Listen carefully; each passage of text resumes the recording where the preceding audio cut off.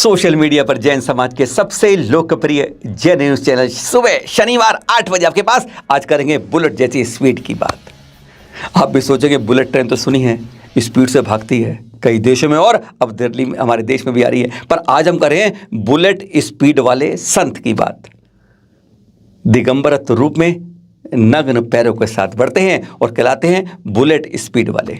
बैतूल से अभी नैनागिरी आए, 500 किलोमीटर ज़्यादा की दूरी पड़ती है भाई साहब, और इन्होंने 15 दिन में पूरी कर ली। बीच में 1-2 दिन प्रभावना में रुके भी थे, यानी रोजाना रफ्तार 30-40 के पार है ना। गजब की बात। तभी तो कहते हैं इन्हें बुलेट स्पीड वाले संत। नाम जानते हैं आप? मुनि उपशांत सागर जी हैं ये, जिनके बारे में आज हम बात कर रहे हैं और बहुत कुछ खास बात है इनके बारे में। इन्हें बड़े बड़े आधुनिक शहरों की तरफ कभी नज़र नहीं उठाते। कहते हैं जंगल बहुत बढ़िया है। चतुर्थ कालीन के अंदर इसी तरह जंगलों में जब संत निवास करते थे, वहीं से चर्या करते थे, वहीं तप लगाते थे, वहीं ध्यान करते थे, तो हम आज पंचम काल में क्यों बदल जाते हैं? जंगल कट जाते हैं पर तब भी कुछ बचते हैं, वहां क्यों नहीं हम साधना तप त्याग करते? और इनको अधिकांश रूप में इसी रूप में लोग देखते हैं।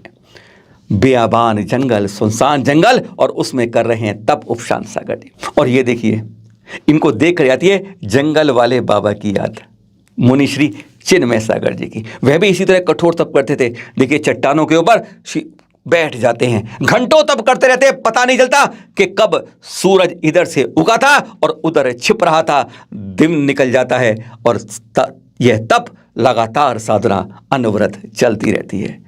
जंगलों और खतरनाक चट्टानों के ऊपर इस तरीके से तप साधना करने वाले मुनि श्री उपशांत सागर जी की आज कुछ क्रिया और चर्या के बारे में जानकारी दे रहा है आपको चैनल मालिक। आपने अनेकों संतों को देखा होगा, ध्यान में, तप में, सामायिक में, पद्मासन में, खड़गासन में, पर इनको देखेंगे जब आप तो सचमुच दांतों तले उंगली जमा लेंगे आप जनाब।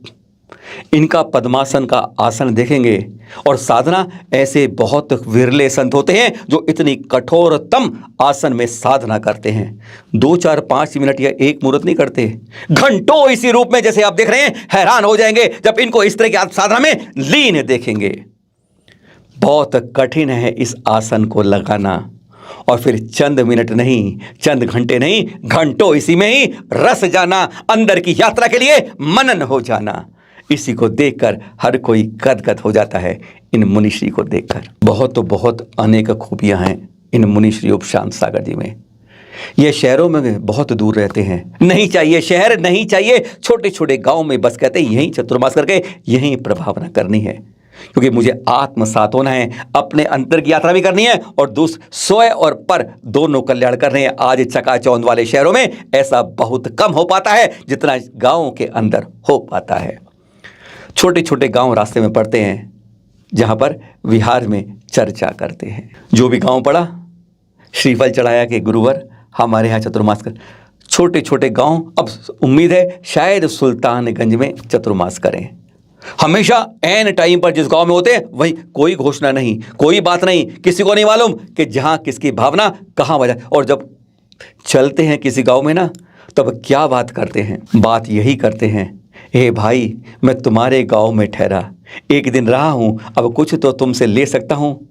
गांव वाले, जिसमें मुश्किल से 2-3% ही जैन होते हैं जो जैन मुनि की चर्या भी जानते हैं, बाकी 98-95% अजैन होते हैं गांव में। वह कहते हैं क्या चाहिए महाराज?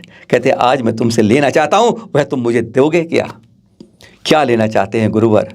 मैं तुमसे तुम्हारा मांसाहार लेना चाहता हूँ, मैं तुमसे तुम्हारा अंडा लेना चाहता हूँ, मैं तुमसे तुम्हारा शराब कि इसके बाद तुम इसका कभी सेवन नहीं करोगे। आज मेरे चरणों में यही शपथ खा लोगे।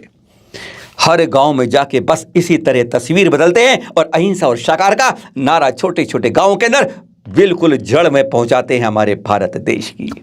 सुनिए जरा एक शॉट, जब किस तरीके से उनको बदलाव कराते हैं, श्रीफल से संकल्प दिलाते हैं मुनि श्री उपशांत सागर जी, छोटे छोटे बुलेट की स्पीड से चलने वाले एक संत। सुनिए जरा कैसे इन्होंने बात करते हैं। अभी रुको, पहले पक्का मन कर लो क्योंकि बहुत अच्छा होता है। एक खादिर साहब नाम के भील थे, भीलों के राजा थे। उन्होंने केवल मात्र कौवा का मांस का त्याग किया। कैसे? हाँ, कौवे का मांस स्वर्ग में जाकर देव हुई। तो जैसे आप त्याग कर रहे हैं तो आपकी भी सदगति होगी। पूरी यहाँ पे जितनी आयु है वो पूरी होने के बाद जब आप भी स्वर्ग जाओगे।